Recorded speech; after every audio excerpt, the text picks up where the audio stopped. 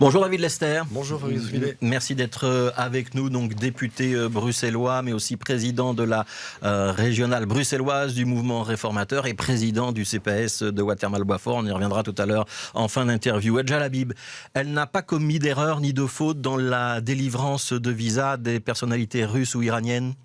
Non, on est catégorique là-dessus. Moi, je vous invite à relire les documents qui ont été donnés par Pascal Smet vendredi après-midi en plénière au Parlement bruxellois. La première page, c'est un avis négatif des affaires étrangères. On le voit dans les semaines et les mois qui ont suivi, il y a eu une insistance assez appuyée du secrétaire d'État pour que, in fine, il puisse quand même inviter ces dignitaires iraniens. Mais très clairement, Edja Labib n'a pas commis de faute. Il y a un avis négatif, mais il y a quand même les visas. Qu'est-ce qui s'est passé entre les deux pour que les affaires étrangères revoient leur copie? Une insistance assez appuyée. Donc c'est de la faute de Pascal Smet. Absolument, d'ailleurs il l'a reconnu lui-même, Alexandre De Croo également hier soir. Je pense qu'il ne faut pas tenter de créer un écran de fumée avec Edja Labib. La faute, elle est très clairement du côté de Pascal Smet. C'est lui qui a insisté, c'est lui qui a invité, c'est lui qui a payé les chambres d'hôtel, même s'il s'en est excusé bien entendu. Je crois qu'à un moment donné, il ne faut pas créer d'écran de fumée.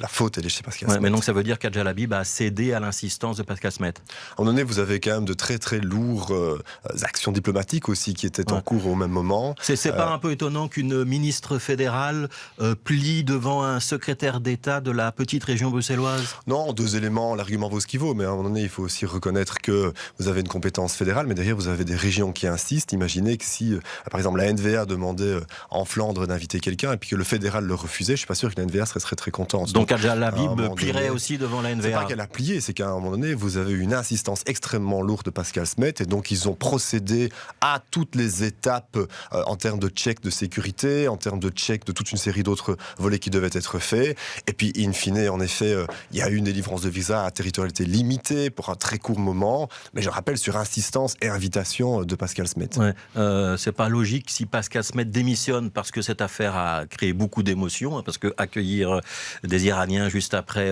la détention d'Olivier Van de Castel ou des Russes alors qu'on est en pleine guerre en Ukraine, ça peut choquer une grande partie de l'opinion. C'est pas logique si Pascal Smet démissionne que Edja Labib démissionne aussi. Les visas, ça reste quand même du ressort des affaires étrangères et pas de la région bruxelloise. Le niveau de responsabilité n'est pas du tout le même. Je veux dire, est-ce que c'est Edja Labib qui a invité Pascal Smet? Non. Est-ce que c'est elle qui a écrit une lettre où elle met en haut de la lettre honorable maire et qu'elle signe en dessous? Non. Est-ce que c'est elle qui a insisté pour que... Elle n'a pas donné d'instruction à son administration pour qu'on dise oui au visa? Jamais. Mais c'est pas ça. Elle a dit vous devez faire les checks de sécurité et tous les checks en ordre qui doivent être faits dans ce genre de cas. Après une lourde insistance de plusieurs semaines, plusieurs mois, dans, je le rappelle, un contexte qui était quand même assez tendu. Elle démissionnera pas. Mais non, bien entendu que non. Edja Labib, c'est l'un des atouts qui doit renforcer le mouvement réformateur aux élections de 2024. Théoriquement au fédéral, elle devrait être en 3e position sur la liste. C'est en tout cas ce qui s'est beaucoup écrit et dit ces dernières semaines. Et théoriquement aussi à Schaerbeek. À Schaerbeek, elle se présente toujours aux élections communales, elle sera tête de liste? Elle va très certainement jouer un des premiers rôles, au premier plan en tout cas. Un des premiers rôles. Ça veut dire tête de liste ou pas, David Lester? En tout cas, moi c'est vrai que c'est mon espoir, mais c'est vrai que je lui laisse en tout cas l'opportunité. Donc elle est pressentie tête de liste, on peut dire ça ce matin. Si on me demande aujourd'hui, c'est ce que je voudrais, mais je crois qu'il faut lui laisser aussi l'occasion, elle, de pouvoir s'exprimer. Ça fait à peine un an qu'elle est mise affaires étrangères. 11 mois, oui. Il y a quand même un costume qui doit pouvoir s'enfiler. Il y a eu beaucoup de gros dossiers. Je rappelle quand même la libération d'Olivier Van de Castel, puis toute une série d'autres gros dossiers à haute teneur diplomatique qu'elle a dû gérer directement. Je pense qu'il faut voir chaque chose en son temps. Mais si on me demande, moi, en tant que président du MR à Bruxelles, il doit donc m'occuper des 19 communes. J'espère de tout cœur qu'elle pourra jouer un des premiers rôles à Schaerbeek. Donc un des premiers rôles, potentiellement celui de tête de liste. C'est un enjeu, Schaerbeek, pour vous? Les libéraux sont dans l'opposition et le parti libéral dans cette commune, c'est un petit peu effiloché, détricoté au fil des années. Oui, je l'ai toujours dit quand je suis devenu président. Schaerbeek, ça doit être une des priorités, si pas la priorité en réalité. Ça n'est pas normal qu'on ait... Vous en avez déjà parlé à Edja Labib de cette tête de liste? Non, mais évidemment. Elle vous a dit oui, elle vous a dit non, elle vous a dit peut-être? Ça m'intéresse. Il faut que je lui explique aussi comment fonctionne évidemment le fait de tirer une liste au niveau communal. C'est pas du tout la même chose d'aller Donc elle réfléchit. D'aller négocier. Elle réfléchit, mais vous savez, elle est extrêmement motivée et je sais que je peux compter. On peut tous compter sur elle. Schaerbeek, vous savez, c'est à peine 1 ou 2 conseillers communaux libéraux municipal, c'est pas normal dans une aussi grande commune, et donc on a pour ambition de fortement augmenter la voilure. Ouais, il y aura des surprises dans la confection de ces listes pour les élections communales. On voit que les écologistes sont en train d'annoncer leurs têtes de liste les uns après les autres, les communes les unes après les autres. Ils ont pris un petit peu d'avance sur les autres formations politiques. Vous aurez des lapins à sortir de votre chapeau, David Lester? Oui, je pense qu'on a déjà sorti quelques lapins, hein. Donc le chapeau devient trop petit, et puis j'y passe beaucoup de temps. Il y aura des personnalités qu'on n'attend pas? Il y a des personnalités qu'on n'attend pas, donnez-moi encore un tout petit peu de temps, mais oui, il y a encore beaucoup de lapins et le chapeau est très grand maintenant. La commune sur laquelle c'est un objectif prioritaire pour vous, c'est laquelle? Alors, je vais être très clair par rapport à ça. On est dans la majorité de seulement 6 communes. Mon objectif, c'est de doubler la présence des libéraux dans les majorités. Alors, on va changer de dossier, si vous voulez bien. On va au Parlement bruxellois. La STIB vient aujourd'hui donner des explications aux commissions mobilité sur les travaux de l'avenue Stalingrad et le démontage du Palais des Midis. Vous allez poser des questions? Oui, on va poser beaucoup de questions, parce que vous savez, on nous dit que ce métro coûte trop cher. Nous, ce qu'on dit depuis l'opposition, c'est qu'en réalité, c'est ce gouvernement qui coûte trop cher. Si vous regardez de plus près à la fois le cahier des charges, mais aussi le suivi des travaux depuis le moment où ils ont décidé de lancer cette ligne 3, on réalise qu'il y a une série de couacs qui se sont accumulés, et on arrive aujourd'hui au résultat tel qu'il est. Ouais, il y a des responsabilités politiques derrière ces couacs? Pour moi, il y a de grosses responsabilités politiques derrière ces couacs. Au-delà, je crois qu'on doit retourner très très loin.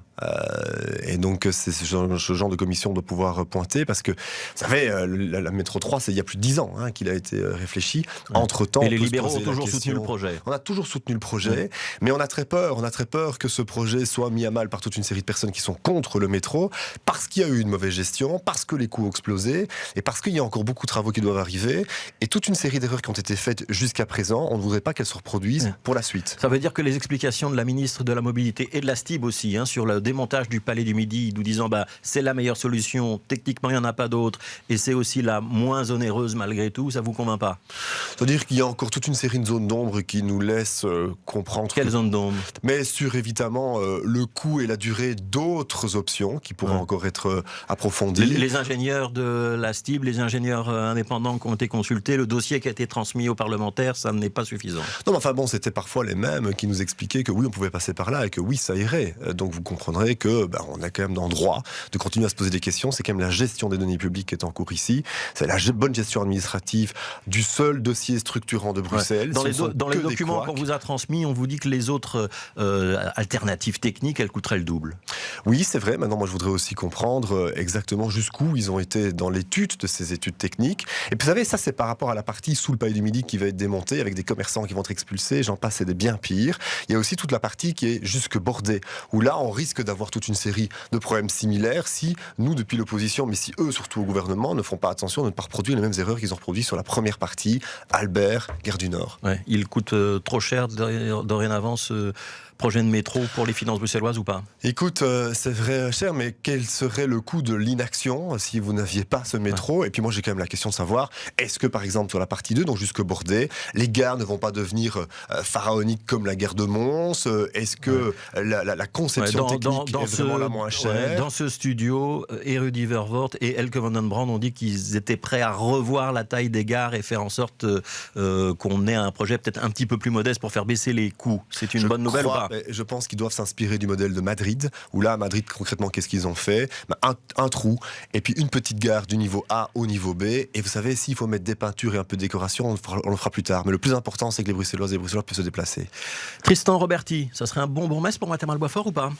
En tout cas, je le félicite, parce qu'il a été élu tête de liste pour Écolo hier. C'est une lourde responsabilité de passer après Olivier Deleuze, mais je sais que c'est quelqu'un de compétent qui aime sa commune. Donc, je vous pose effectivement cette question, puisqu'il est désigné tête de liste et qu'effectivement on a la confirmation qu'Olivier Deleuze ne se représente pas en 2024. Vous êtes en coalition à Watermal-Boisfort. Vous êtes le président du CPS, Olivier Deleuze et le bourgmestre. Donc coalition écolo et maire. Vous serez demain en coalition avec Tristan Roberti ou pas?